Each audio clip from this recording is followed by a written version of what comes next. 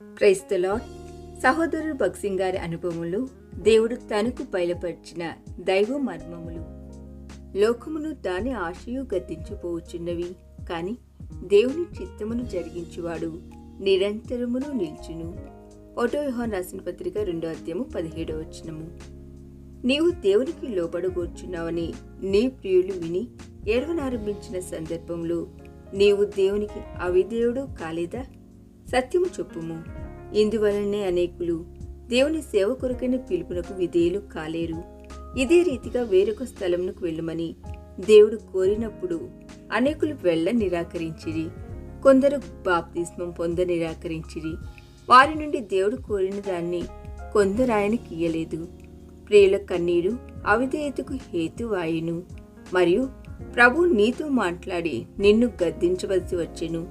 ఆ వ్యక్తి ఎంత ప్రేమగల వాడైనను, ఎంత ప్రేమించదగిన వాడైనను దేవుని కంటే ఎక్కువగా ఎవరిని నీవు ప్రేమించకూడదు. దేవుని వాక్యమిట్లు సెలవిచ్చుచున్నది, తండ్రినైనను తల్లినైనను నాకంటే ఎక్కువగా ప్రేమించువాడు నాకు పాత్రుడు కాడు. మత్తయి 10:37. ఆ పరీక్షలో ఉత్తీర్ణుడైనందున మరొక పరీక్ష ద్వారా అబ్రహాము పోగలిగెను. హాగరు ఇష్మాయేలు సందర్భంలో అతడు పొరపాటు చేయబోయెను, కాని దేవుడు మాట్లాడగా అతడు లోబడెను.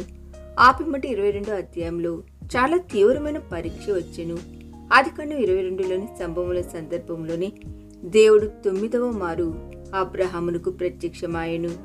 21వ అధ్యాయంలో ఇష్మాయేలు పట్ల అతనికున్న ఆప్యాయత ద్వారా అబ్రహాము నడిపించబడినట్లు ఇస్సాకు సందర్భంలో అట్లే నడిపించబడు శోధన సారా కలిగి ఉండెను. కనుక ఇస్సాకు ఎడల దేవుని కోరికను గూర్చి సారాతో అబ్రహాం ఏమీ చెప్పలేదు.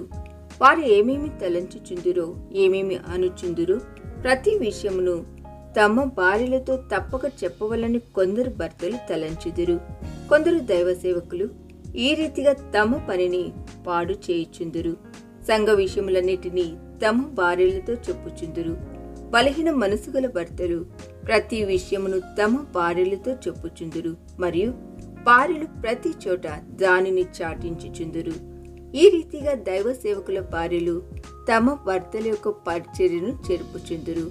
ఇస్సాకును బలి ఇవ్వమని దేవుడు తనను అడిగినట్లు సారాతో చెప్పినట్లా వెంటనే ఆమె ఏడ్చుట ఆరంభించి, ఓ నా కుమారుడా ఇస్సాకా, నా ఒక్కగానొక్క కుమారుడా, నిశ్చయముగా దేవుడు ఇట్టి దానిని మన నుండి అడగడు అని చెప్పునని అతడెరిగి ఉండెను.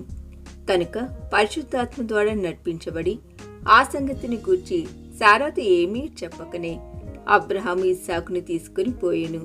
భర్తలారా, హెచ్చరిక పొందుడి. ప్రతి విషయంను నీ భార్యతో చెప్పవద్దు. భార్యలు గంటల కొలది ఏడవచ్చును. మీకును దేవునికిని మధ్య మాత్రమే గల సంగతులలో మీ భార్యల మాట వినవద్దు.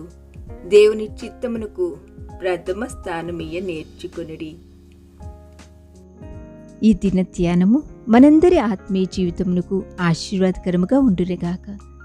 ఆమేన్.